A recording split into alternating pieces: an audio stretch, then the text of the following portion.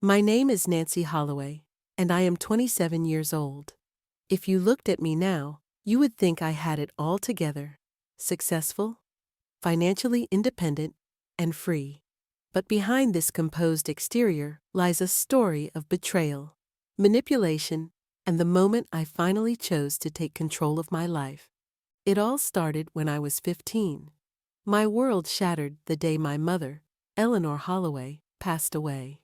She had been my rock, my safe place, the one person in the world who always made me feel like I belonged.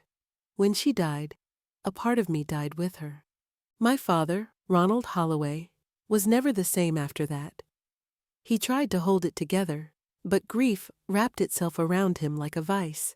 He would sit at the dining table, staring blankly at his untouched plate, his once vibrant face now hollow and exhausted. I wanted to believe he would recover, that eventually we would learn to live without Mom. But then, just 1 year later, he hit me with something I never saw coming. "Nancy," he said one evening, his tone unnaturally cheerful, like he was forcing himself to sound excited, "I want you to meet someone." I turned around in the kitchen and found him standing next to a woman I had never seen before. She looked too young, barely older than my cousin, who had just started college. Her blonde hair was perfectly styled, her smile too polished, too artificial. "This is Vivian Carver," he continued. "We're getting married." The words crashed into me like a freight train. "Married?" My voice cracked. "But you just met her." "We've been seeing each other for a while now," he admitted. "Vivian is wonderful, and she makes me happy." I turned to Vivian, who was still smiling in that polite, practiced way, like she was tolerating my presence rather than actually welcoming me into her life. And then I noticed the little girl peeking out from behind her legs. She couldn't have been older than 5, her large blue eyes filled with curiosity. "This is Kayla Carver," Vivian said, finally speaking. "She's my daughter." That was the day everything changed. Vivian moved in a few weeks later, bringing Kayla and an entire atmosphere of forced perfection with her. My home, the one place that still held traces of my mother, became something unrecognizable. Vivian redecorated the living room, threw out my mother's favorite china set, and rearranged everything to suit her tastes. At first, I tried to be civil. I wasn't thrilled about my father remarrying so soon, but I was willing to make it work. I even tried bonding with Kayla. She was sweet in the beginning, curious, full of energy, always running into my room asking if we could watch cartoons together.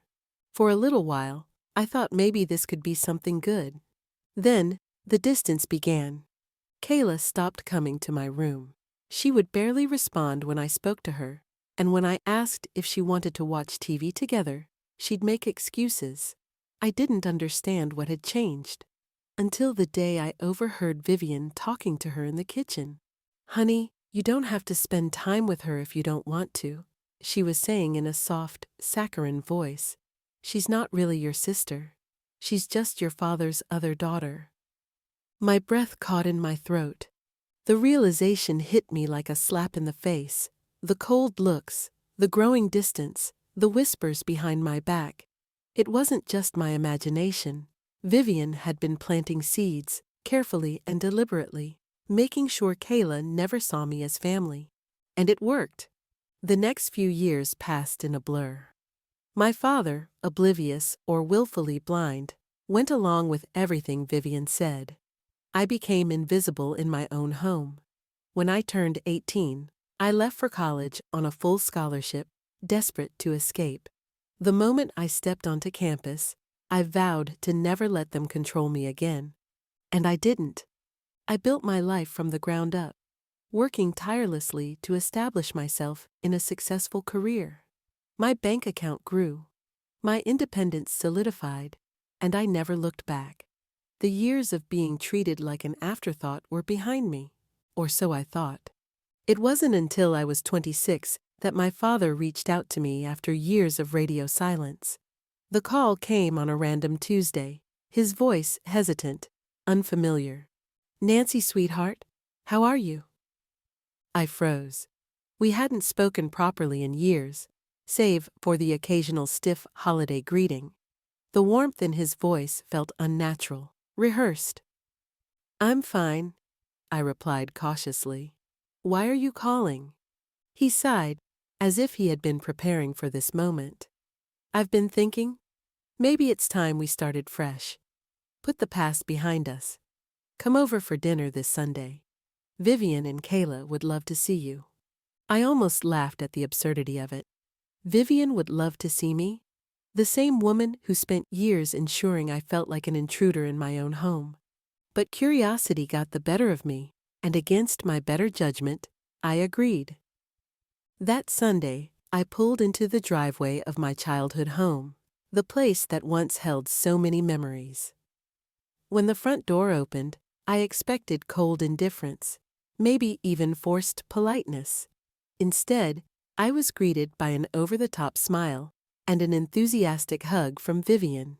"Nancy, it's so good to see you," she gushed, squeezing me tightly. I stood frozen, my arms stiff at my sides. This woman, who had once gone out of her way to make me feel like I didn't belong, was now acting as if we were old friends. Something was definitely wrong.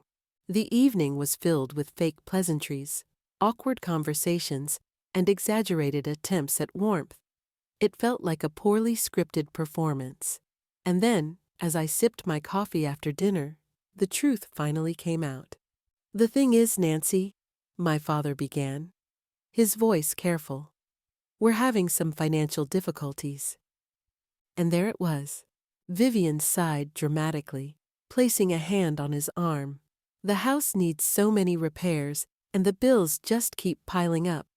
We hate to ask, but—" It started small, helping with utilities, covering groceries. Then suddenly, I was paying for home repairs, a new water heater, roof replacements. Every month the requests grew larger, and like a fool, I kept paying. Because, despite everything, I still wanted to believe that they saw me as family. But one person never changed. Kayla, now a 17-year-old teenager, remained as distant as ever. She barely acknowledged me, never thanked me, never spoke unless forced to. Sometimes, I caught her watching me when she thought I wasn't looking. Her expression unreadable, something between resentment and satisfaction. Then, a month before her 18th birthday, I got the call that shattered every last illusion I had left. Vivian's voice was practically vibrating with excitement. "Kayla's turning 18 next month, and we want to make it perfect. We were hoping you could help with the expenses." Against my better judgment, I agreed. I arranged for catering, decorations, the best food money could buy. I even planned to surprise Kayla with something bigger, paying for her college tuition. And then, 2 days before the party, Kayla called me herself. Her tone was cold, detached. "Nancy," she said, "I'm cutting you from the guest list." My stomach dropped. "What?" "You're not my sister. You never were." The words burned like acid, and in that moment, I finally saw them for who they really were. I stared at my phone in stunned silence, Kayla's cold words ringing in my ears like an echo that refused to fade. "You're not my sister. You never were." It wasn't just the words that stung. It was the finality in her voice, the absolute certainty with which she dismissed me from her life. I gripped the edge of my kitchen counter, my knuckles turning white. A slow, simmering heat spread through my chest, mixing with a hollow ache that I didn't want to acknowledge. For years I had told myself that maybe Kayla would grow up and see the truth. That one day, she would realize what Vivian had done. That she had been manipulated into pushing me away. That we could, somehow, rebuild something. But that wasn't going to happen. Not now. Not ever. I inhaled sharply, forcing the emotion down before it could swallow me whole. "Kayla," I finally said. my voice dangerously calm. "I don't think you understand what you're doing." She actually laughed, a short, mocking sound. "Oh, I understand perfectly," she said. "This party is for family and close friends, and you don't fit either category. I was just letting you know so you don't embarrass yourself by showing up." Her words dripped with something cruel, something deliberate. "By the way," she added, "if you already got me a gift or whatever, you can just have it sent over. No need to make this weird." I nearly crushed my phone in my hand. Of course, she had no problem taking my money. No problem accepting the gifts I had bought. No issue with me paying for a party I wasn't even invited to. The realization hit me all at once, like a wave crashing over my head, forcing me under. That was all I had ever been to them. A source of money. A walking, talking ATM. For years I had convinced myself that if I just kept giving, if I just kept proving my worth, they would see me as something more, as family. But they never had. And they never would. I exhaled slowly, my mind clearing like fog lifting after a storm. "Actually," I said, my voice quiet but firm, "I did get you a gift." Kayla perked up, her tone shifting slightly. "Oh?" "Yes," I said, "but I think I'll keep it." A beat of silence. "What do you mean?" she asked, suspicion creeping into her voice. I smiled, though she couldn't see it. "I guess you'll find out." And with that, I hung up. For the first time in years, I wasn't drowning in guilt. I wasn't questioning myself or wondering if I had done enough to earn their love. I was done. I grabbed my laptop and pulled up the catering company's website. The order was finalized. The food already prepped for delivery. A massive spread. Gourmet dishes, decadent desserts, high-end beverages, all paid for in full. I clicked on the Change Delivery Address button. A new thought crept into my mind, one that made my lips curl into a slow, wicked smile. If I wasn't family, then I had no obligation to fund their lavish event, did I? And if I had already paid for the catering, why waste it on them? Within minutes, the entire order was redirected. Instead of arriving at my father's house, the feast would be delivered to Hope Harbor Shelter, a local refuge for homeless families. It was the best decision I had ever made. The morning of Kayla's party, I sipped my coffee in absolute peace. My phone buzzed with calls from unknown numbers, voicemails piling up, texts flooding in. Then, finally, Vivian's number flashed on the screen. I let it ring. Again. And again. And again. By the fifth call, I answered, keeping my voice perfectly composed. "Where the hell is the catering?" Vivian screeched. "They were supposed to be here an hour ago. If this is your idea of a—" "Oh, the catering?" I said smoothly. "Don't wait for it. It's not coming." A beat of silence. Then, "You what?" I leaned back against my chair, utterly relaxed. "Yeah," I said casually. "I figured since I'm not family, it wouldn't make sense for me to contribute, so I donated it all to the Hope Harbor Shelter instead. They're enjoying a wonderful meal right about now. The 3-tier cake was a nice touch, don't you think?" The silence on the other end was glorious. "You spiteful little—" I could hear Kayla in the background, her voice rising in panic. "Mom, what's happening? Where's the food?" Vivian's voice turned shrill. "Do you have any idea what you've done? The guests are going to be here in 2 hours. The decorations are already set up. Everything is ready, and maybe you should order pizza," I suggested sweetly. "That's what non-family members would do, right?" Kayla's voice broke through again, this time shrieking. "You ruined my party!" The mental image of her throwing a tantrum was too satisfying. I smiled wider. "No, Kayla," I said, my tone eerily calm. "You ruined it yourself." And then I hung up. I turned off my phone completely and went out for a long, peaceful brunch. The fallout came in waves. 2 days later, my father called, his voice tight with forced patience. "Nancy," he started, "we need to talk about what you did." I let out a slow breath. "Oh, do we?" "You hurt Kayla. Deeply," he continued. "But I understand why you did it, and I forgive you." I actually laughed. "You forgive me?" "Yes," he said magnanimously, as though he was doing me a favor. "It's water under the bridge now, but we need to discuss something far more important. Kayla's college tuition." And there it was. "Actually, Dad," I said, my voice firm, "there's nothing to discuss. I'm not paying for her education." Silence. A stunned, gaping silence. Then, "What do you mean you're not paying? You promised." I rolled my eyes. "Promised? I planned to. Before your daughter uninvited me from her party and made it abundantly clear that I'm not family." "That was different," my father bellowed. "She was just being emotional. Family helps family, Nancy." I let out a slow, satisfied breath. "Exactly," I said. "And Kayla made it crystal clear that I'm not family. So, I guess I have no obligation, right?" "You're being ridiculous." "No, Dad," I interrupted, my voice sharp. "I'm done. No more checks. No more bills. No more tuition. You and Vivian can figure it out yourselves. You can't do this." I just did.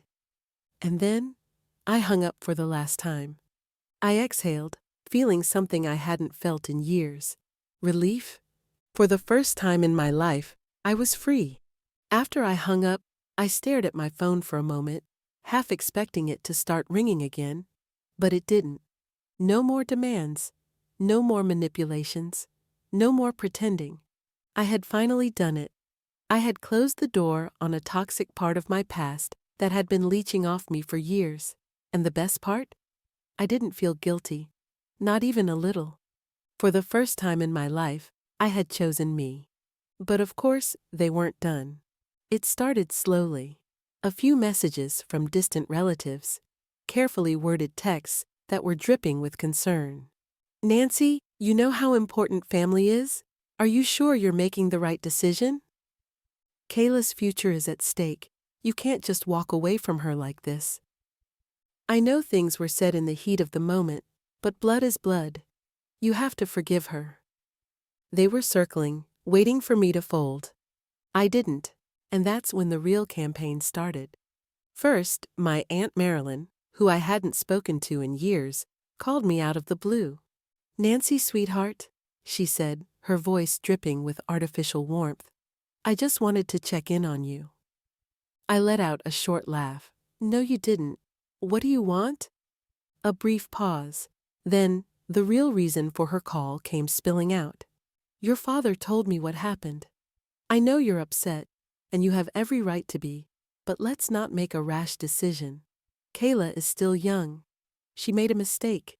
You can't punish her like this." I pinched the bridge of my nose. "She didn't make a mistake, Marilyn. She made a choice." A huff. "Oh, come on, Nancy. She's just a teenager." "She's 18, an adult, old enough to decide who she considers family, and she made it very clear that I don't count." "You're older," Marilyn argued, "wiser, more mature. You should be the bigger person here." I smiled. "I am the bigger person. That's why I walked away." And then, I hung up. The next day, it was Uncle Patrick. Then, my cousin Oliver.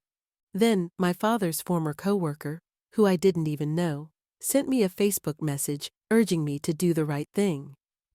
Apparently, my father and Vivian had been running a full-scale pity campaign, painting me as the selfish, bitter stepsister who had heartlessly abandoned her family in their time of need.